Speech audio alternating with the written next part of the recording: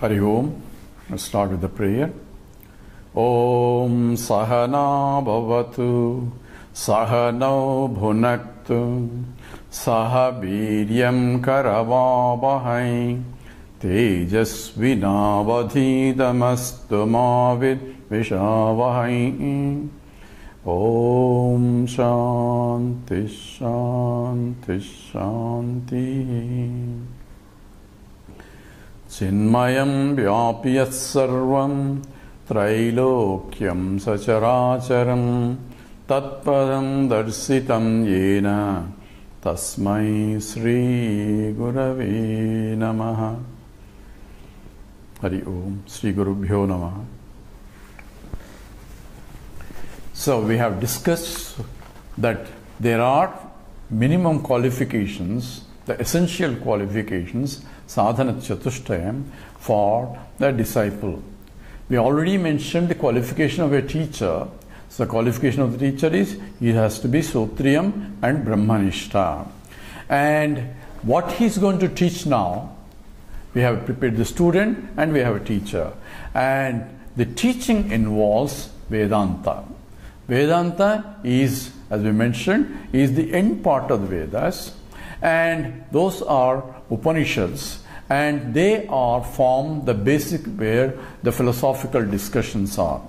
All our scriptures are dialogues. Dialogue means it is a dialogue between a teacher and a student. Student approaches a teacher and asks questions, please teach me that.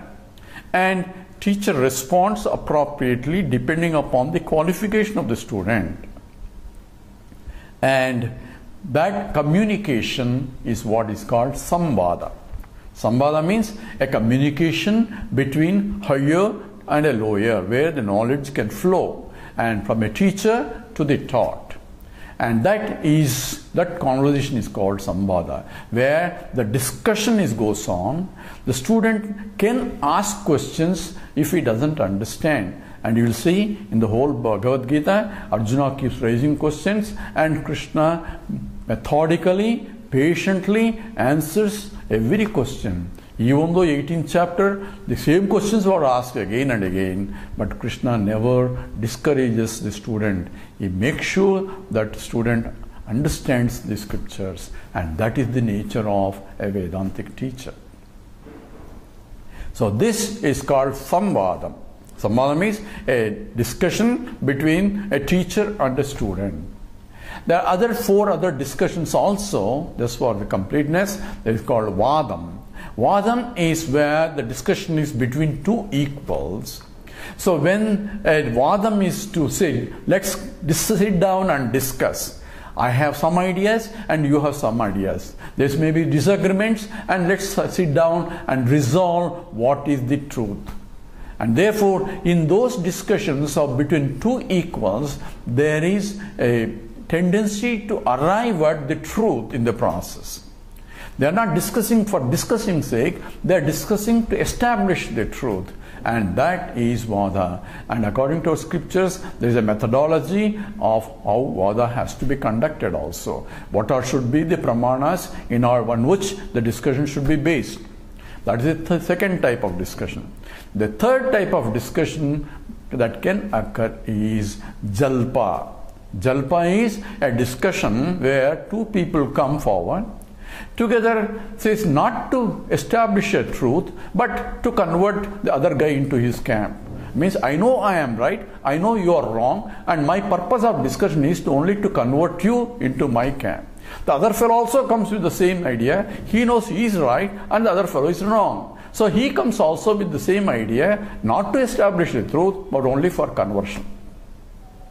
What will happen? Only noise will come. Because everybody is only arguing there. But that's also possible discussions, because other people who are listening to it may gain knowledge. They know who is right and who is wrong, and in the process they will learn. So Jalpa is also encouraged in terms of some of these Vedantic discussions to establish what is fact from the point of the total. And the third one, the fourth one is, so we have the Samvada, there is a Vada and a Jalpa, and the fourth one is called Vitanda. Vitandavadam is is what you say I know is right, but since you are saying it is wrong because you said so. Because if I say same thing, then it's right. So it says doesn't look correct, but that is so. We'll use the Vitandavada in some cases also, but this is to establish the disqualification of that other speaker. So sometimes Vitandavada is also used in a Vedanta. You will see some of the arguments, Purvapakshas, the Vidyaranya uses some kind of Vitandavada to put the Nayayikas in their place, because they try to use a logic to disprove Vedanta, but the same logic he uses back to disprove the very logic that they are using. So this kind of discussions also goes on in the Vedanta. So these are discussions. So when says Tad Vijnanartham, so you have to approach a teacher, and teacher is going to teach Vedanta. Why do I need Vedanta? That's a simple question to ask. Why Vedanta? Why not other scriptures? Why Vedanta alone is scripture? This has to be understood correctly. Otherwise we get confused. Vedas are called Apaurusheyam. According to our scriptures, they are not written by a human being. So how can that be? So a simple way of explaining this is all the true knowledge is not written by anybody. So this is a gravitational force. Who wrote gravitational force? Gravitational force is Apaurusheyam only. But Newton discovered it. So knowledge involves discovery.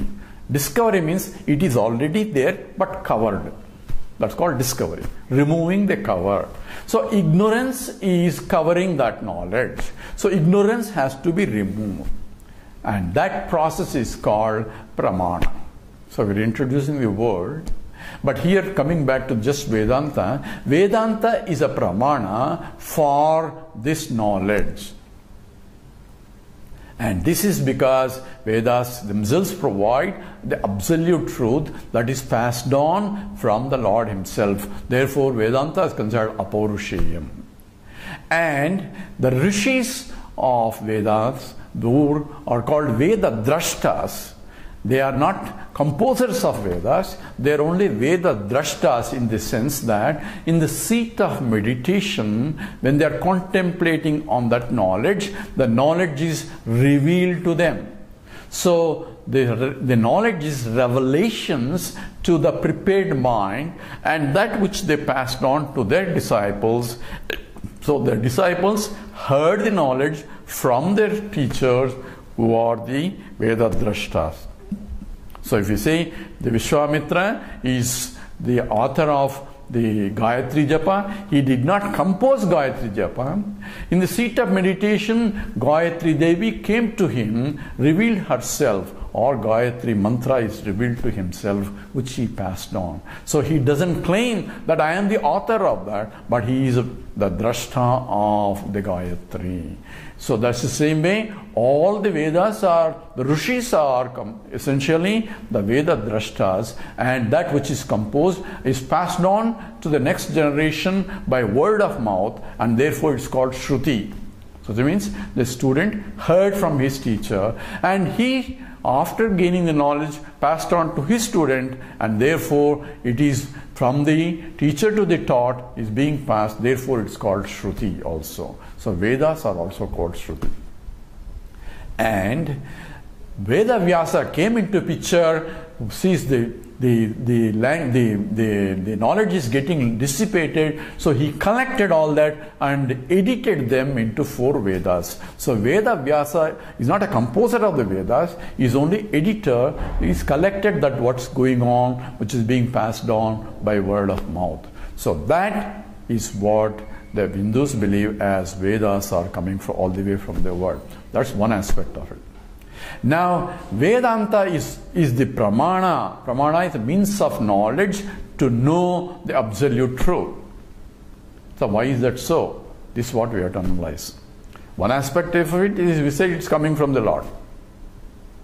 Second aspect, we have to understand why Vedanta is a pramana.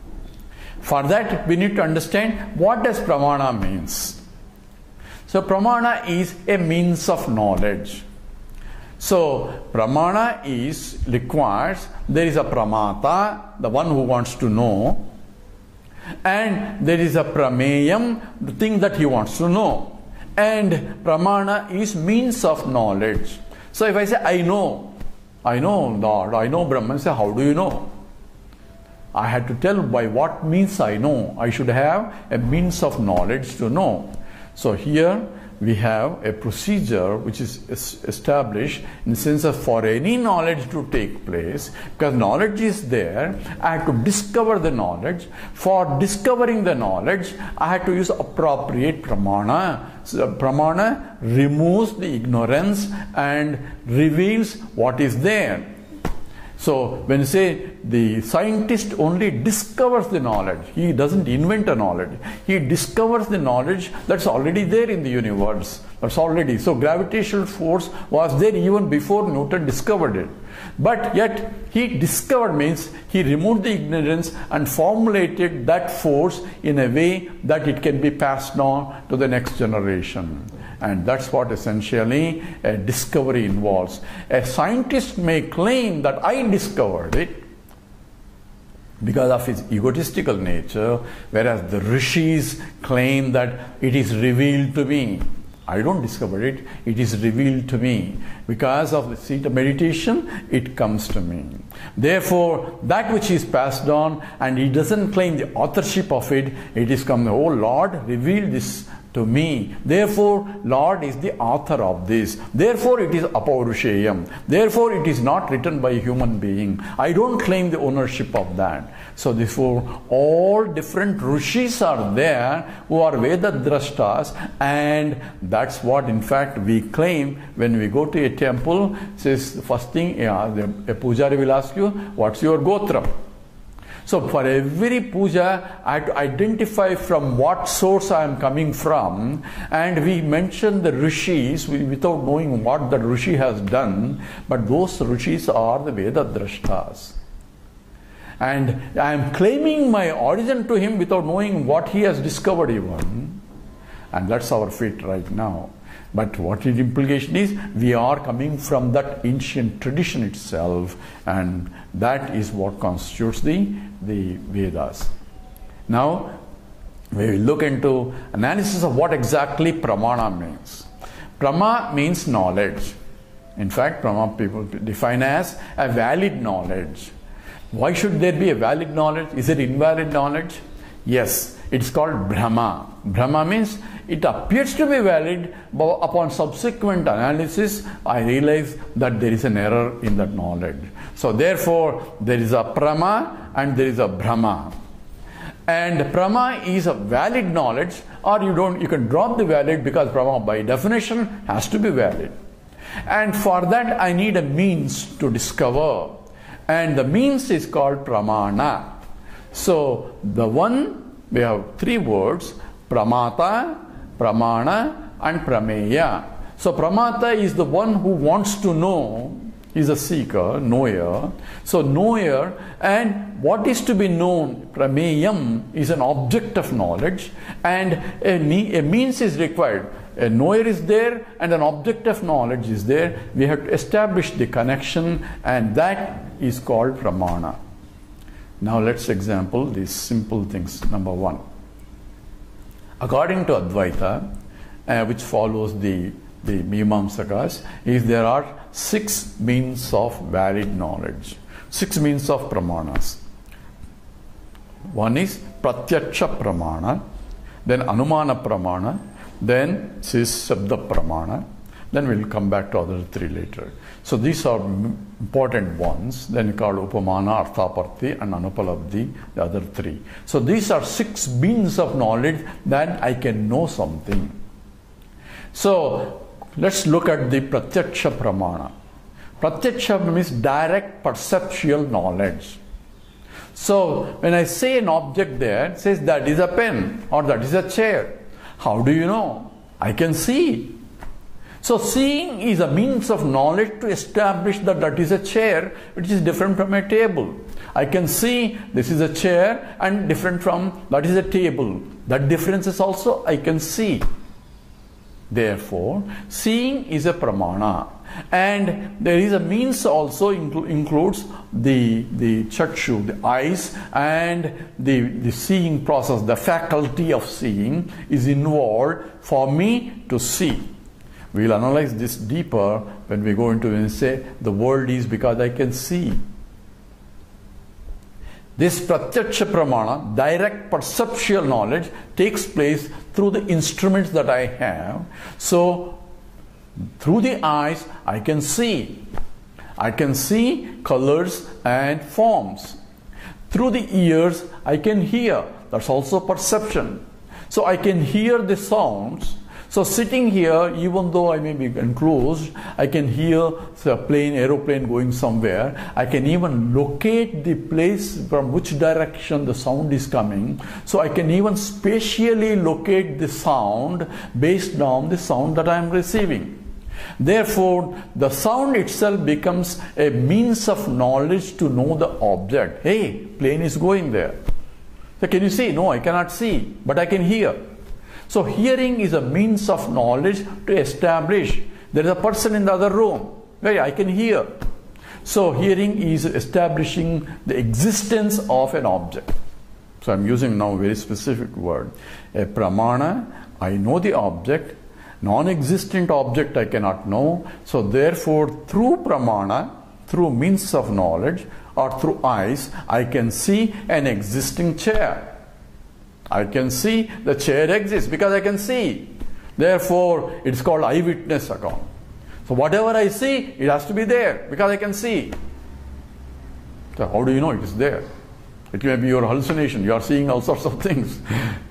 That will come back. But at least I am sure because I see, therefore it is there. I see it, therefore it is there. That's my conclusion. But fact is, it is there, therefore I can see. It's a different conclusion. So we see the difference between the two. I see it, it is there. It is there, therefore I see it. In both cases, existence of a chair is established because I can see. If I don't see it, the chair may be there. If I don't see it, its existence is not established. Follow this, very important here. World is there. How do you know? I can see. If I don't see it, is the world there? Who is going to tell me? When I go into a pitch dark room, completely dark, when I enter there, I ask you, hey, is there a chair there? What do you will say? I don't know. What do you mean you don't know? Should be there. I cannot see. So it's not there? I don't know, is it there or not? That means I cannot say it exists or it does not exist because I cannot see. Which means the existence or non-existence cannot be established by directly through unless I see, unless pramana operates. If the pramana cannot operate, then the existence of an object is indeterminate. I cannot say it is or I cannot say it is not. Why? Right now it is darkness is covering all over. I cannot see anything. What means, as you see, for me to see anything, I need light. Right? Because without a light I cannot see. What I really see, we'll analyze a little bit more. But also think about it now. How do you know it's dark? Oh, I can see. Hey, just now you said you cannot see anything. But I can see what? That I cannot see. I can see that it is dark. But in what light are you seeing the dark? Did you turn the light on to see darkness? If I turn the light on, there won't be any darkness. But I can see the darkness. In what light? That we see as the light of consciousness. We'll come back to this again, but right now it's if to establish anything in this world, pratyaksha pramana is the means of knowledge. But I can also know the existence of an object even though I don't see, and that we call it anumana pramana. Anumana pramana is I see a distant hill there and I see smoke coming there. But I know there must be fire there. How do you know? Are you seeing fire? No, I am not seeing fire. I am only seeing smoke. But I am deducing that there must be fire because there cannot be fire, there cannot be smoke without a fire. How do you know? Because in our kitchen all the time, whenever there is a smoke, there is always a fire. So there is a drishtanta, perception, providing a basis for anumana. We'll come back to this Anumana Pramana, and then we go into Shabda Pramana, how knowledge has to evolve and how knowledge takes place, because I say I am here and I say the world is there because I am able to know the existence of the world only through the Pramanas. If the Pramanas don't operate, I cannot establish the existence of the world. Whether it exists or not, it becomes an indeterminate. This becomes important issue as we analyze the Avastatraya, when we go to waking state and a dream state and a deep sleep state, about the existence of the world and objects. With this we'll stop here. Om Purnamada Purnamidam Purnat Purnamudachyate Purnasya Purnamadaya Purnamevavasishyate. Om Shanti Shanti Shanti. Hari Om. Sri Gurubhyo Namaha. Hari Om.